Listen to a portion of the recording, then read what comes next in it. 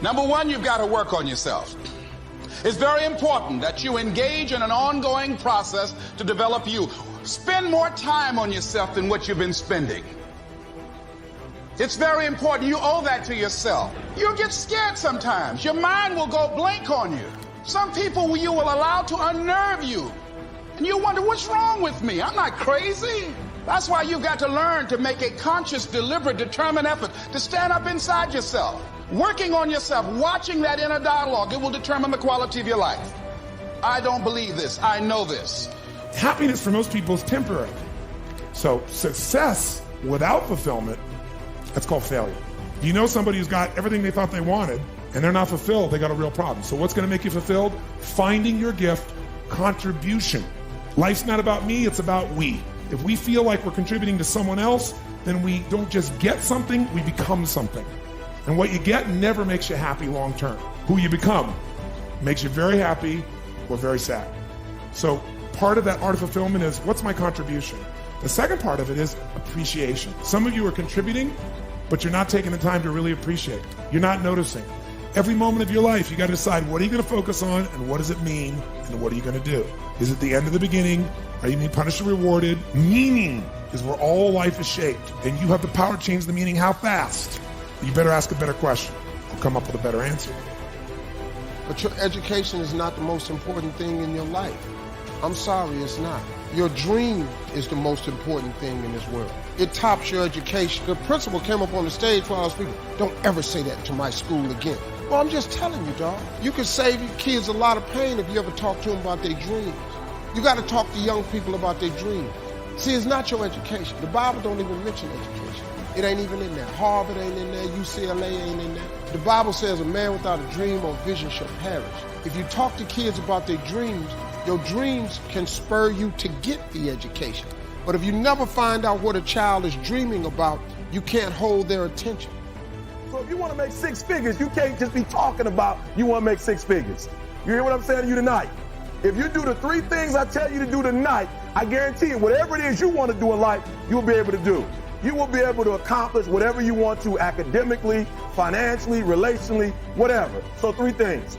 All right, now I'm going to tell you this story. I got to get out of here. There was a young man who, he wanted to make a lot of money, and so he went to this guru, right? He told the guru, I want to be on the same level you are. And so the guru said, if you want to be on the same level I'm on, I'll meet you tomorrow at the beach at 4 a.m. He liked the beach. I said, I want to make money. I don't want to swim. Guru said, if you want to make money, I'll meet you tomorrow, 4 a.m. So the young man got there at 4 a.m. He all ready to rock and roll, got on the suit. The old man grabs his hand and said, how bad do you want to be successful? He said, real bad. He said, walk on out in the water. So he walks out into the water. Watch this. When he walks out into the water, it goes waist deep. So he like, this guy crazy. He's like, I want to make money. He got me out here swimming. I didn't ask to be a lifeguard. I want to make money. He got me in. So he said, come out a little further. Walked out a little further. Then he had it right around this area, the shoulder area. So this old man crazy. He's making money, but he crazy. He said, come on out a little further. He came out a little further. It was right at his mouth. My man like, I'm about to go back in here. This guy is mine. But the old man said, I thought you said you wanted to be successful. He said, I do. He said, walk a little further. He came, dropped his head in. He had him held down. Just before my man was about to pass out, he raised him up. He said, I got a question for you. Somebody answered the question for me. He said, when you were underwater, what did you want to do? I said, I wanted to breathe. He told the guy, he said, when you want to succeed as bad as you want to breathe, then you'll be successful. I don't know how many of y'all got asthma in here today, but if you ever had an asthma attack before, you short of breath, SOB, shortness of breath, you wheezing. The only thing you trying to do is get some air. You don't care about no basketball game. You don't care what's on TV. You don't care about nobody calling you. You don't care about a party. The only thing you care about when you're trying to breathe is to get some fresh air. That's it.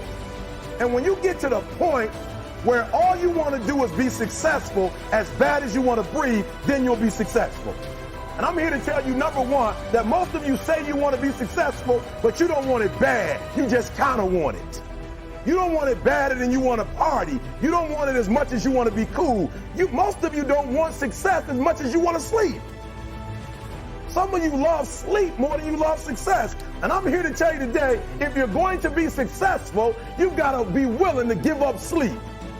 You got to be willing to work off for 3 hours of sleep, 2 hours. If you really want to be successful, some days you're going to have to stay up 3 days in a row. Because if you go to sleep, you might miss the opportunity to be successful. That's how bad you got to want it. Listen to me. You got to want to be successful so bad that you forget to eat. Beyonce said once she was on the set doing her thing, 3 days had gone by, she forgot she didn't eat. Because she was engaged. I never forget when 50 Cent was doing his movie, I did a little research on 50, and 50 said that when he wasn't doing the movie, he was doing the soundtrack. And they said, when do you sleep, 50? Sleep. He said, sleep. Sleep is for those people who are broke. I don't sleep. He said, I got an opportunity to make a dream become a reality.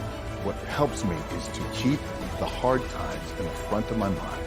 Because it allows me to go into these big moments that I've worked my ass off, and you guys have worked your ass off. It allows me to go into these big moments with a different perspective.